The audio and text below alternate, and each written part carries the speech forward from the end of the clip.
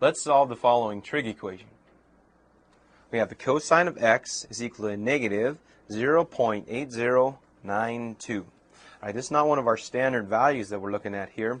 So remembering, when we're dealing with trig equations, we have to address the sign of the cosine first. The sign in this case is negative. Because that's negative, our two solutions will be in quadrant 2 and in quadrant 3. So let's address the first case. What we'll do to solve for x is on your calculator, let's take the inverse cosine of both sides. And from this, the inverse cosine of negative 0.8092 gives us a value. Now, in this particular problem, I think it's best to go with degrees first. 144.0178 degrees. And note that that is in quadrant 2 once you pile that into your calculator. All right?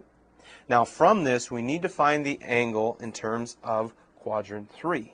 So what we have to do is come up with a reference angle. Because this is in quadrant 2, we'll use the formula theta prime is equal to 180 degrees minus the 144.0178. We get a nice reference angle then of 35.9822 degrees. Now use that reference angle to get to quadrant 3, and from this we get x is approximately 215.9822. A lot of decimals flying around here, but those are our two solutions for this cosine equation. However, the direction told us specifically that our solution had to be between 0 and 2 pi radians, so we need to multiply each of these by pi over 180 so that we can answer this correctly the way the author wants it. So in doing so, we come up with some approximate radian values. For 144.0178, 4 decimal places, we get 2.5136, no label here because this is radians, and that satisfies our interval up here.